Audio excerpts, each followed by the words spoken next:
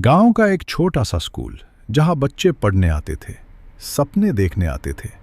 लेकिन एक बच्चा ऐसा भी था जिसके हिस्से में किताबें नहीं, झाड़ू आई थी। उस बच्चे का नाम था ओम प्रकाश। एक दिन स्कूल के हेडमास्टर कलीराम ने उसे अपने कमरे में बुलाया। कमरे में डर ऐसा था कि बड़े बड़े बच्चे कांप जाते थे। क्या नाम है तेरा? धीमी कांपती आवाज आई। ओम प्रकाश।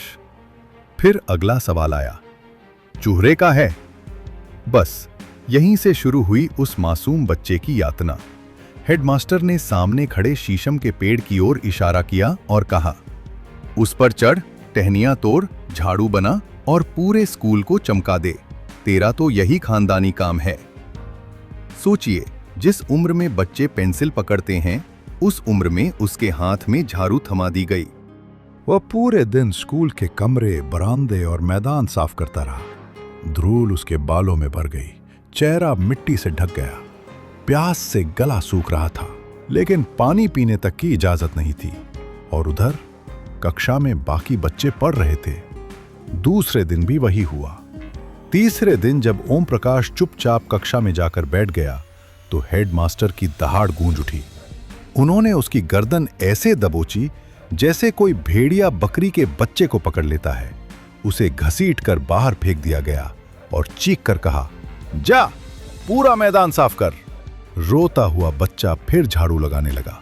उसकी आंखों से आंसू गिर रहे थे और स्कूल के बच्चे तमाशा देख रहे थे। लेकिन उसी वक्त स्कूल के बाहर से एक आवाज आई, मुंशी जी, यो क्या कर रहा है? ये उसके पिताजी थे। अपने बेटे को झाड़ू लगाते देख उनकी आंखों में आग उतर आई। जब बेटे ने रो रो कर पूरी बात बताई तो पिता ने झाड़ू छीनकर दूर फेंक दी और दहाड़े, कौन सा मास्टर है जो मेरे लड़के से झाड़ लगवावे है? उस दिन पहली बार एक गरीब बाप अन्याय के सामने पहाड़ बनकर खड़ा हो गया। लेकिन कहानी यहीं खत्म नहीं होती। ओम प्रकाश की मां दिन रात दूसरों के घरों में सफाई करती थी, गोबर उठाती थी, मवेशियों के दालान साफ करती थी और बदले में मिलता था कुछ किलो अनाज और बची हुई जूठन। हाँ, वही जूठन जो अमीरों की थालियों से बच जाती थी। शादी ब्याह में जब बाराती खाना खाकर उठते तो जूठी पत्तलें टोकरी में फेंक दी जाती थीं और दलित परिवार उन पत्तलों से बची पूरियां, मिठाई के टुकड़े और सब्जी इकट्ठा करते थे। उन्हीं सूखी पूरियों को धूप में सुखाकर बरसात में उबालकर खाया जाता था। सोचिए, कितना भयानक था वो समय, जहां इंसान की मेहनत की कीमत सिर्फ जूठन थी। एक दिन लेखक की मां ने शादी वाले घर में बच्चों के लिए थोड़ा खाना मांग लिया, लेकिन जवाब मिला, टोकरा भर जूठन ले जा रही है, ऊपर से खाना भी मांग रही है, अपनी औकात में रह चूड़ी। ये शब्द सिर्फ अपमान नहीं थे, ये पूरे समाज की सोच थी।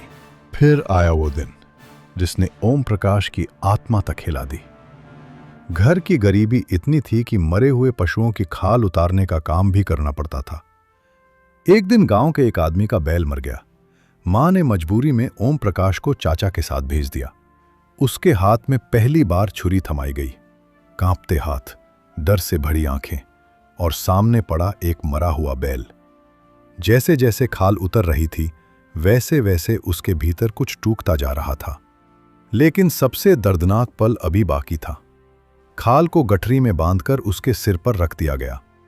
वो स्कूल के बस अड्डे से गुजर रहा था। उसे डर था, अगर किसी सहपाठी ने देख लिया तो? उसका सिर शर्म से झुका हुआ था, पैर कांप रहे थे, लेकिन मजबूरी उसे चलाए जा रही थी। घर पहुंचा तो मां रो पड़ी और बड़ी भाभी ने कहा, इनसे ये मत कराओ, भूखे रह लेंगे, लेकिन इन्हें इस गंदगी में मत घसीटो। ये शब्द उस अंधेरे जीवन में रोशनी की एक किरण थे। ये सिर्फ एक कहानी नहीं, ये उस समाज का आईना है जहां इंसान को उसकी जाति के आधार पर बांट दिया गया था। लेकिन उसी दर्द से निकलकर ओम प्रकाश वाल्मीकि ने पूरी दुनिया को वो सच दिखाया जिसे समाज सालों तक छिपाता रहा। उस दिन के बाद ओम प्रकाश के भीतर कुछ बदल चुका था। वो अब सिर्फ एक बच्चा नहीं रहा था, बल्कि अपमान की आग में जलता हुआ एक ऐसा इंसान बन रहा था जो इस समाज से सवाल पूछना चाहता था। हर सुबह जब वह स्कूल जाता तो उसके कदमों में डर होता, कहीं फिर से झाड़ू न पकड़ा दी जाए, कहीं फिर से पूरी कक्षा के सामने बेइज्जत न किया जाए। लेकिन सबसे दर्दनाक बात यह थी कि किसी को यह सब गलत नहीं लगता था, न मास्टरों को, न गांव वालों को, न उन बच्चों को जो खिड़की से खड़े होकर उसका मजाक देखते थे। मानो उसकी जिंदगी इंसान की नहीं, सिर्फ एक जाति की जिंदगी थी।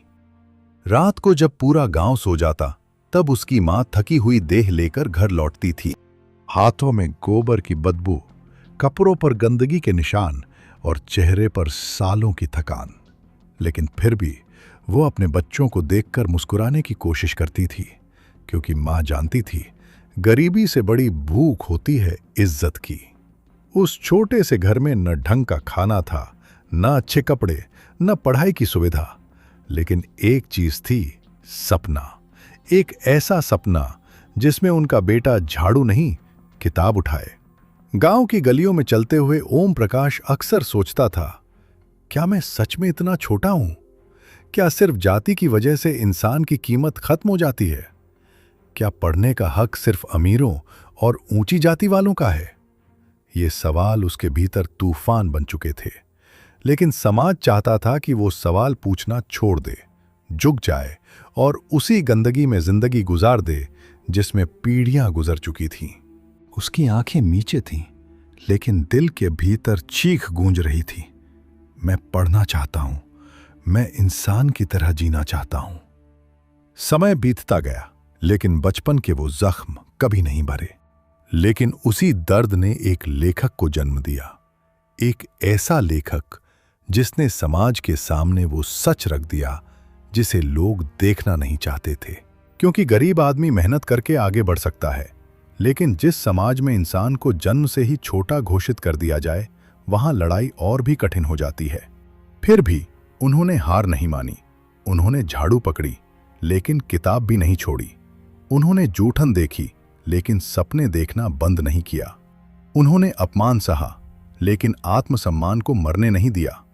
यही कारण है कि आज ओम प्रकाश वाल्मीकि का नाम सिर्फ एक लेखक के रूप में नहीं, बल्कि संघर्ष और साहस की मिसाल के रूप में लिया जाता है। जूठन हमें सिर्फ एक व्यक्ति की कहानी नहीं सुनाती, ये हमें उस भारत का चेहरा दिखाती है जहां लाखों लोग सदियों तक अपमान और भेदभाव के बोझ तले जीते रहे। आज भी जब लोग ओम प्रकाश वाल्मीकि की कहानी पढ़ते हैं, तो सिर्फ एक लेखक को नहीं पढ़ते, वे उस दौर को महसूस करते हैं जहां इंसानियत जाति के बोझ तले दब चुकी थी। और शायद यही कारण है कि जूठन सिर्फ एक आत्मकथा नहीं, बल्कि इतिहास की वो सच्चाई है जिसे भूलना आसान नहीं।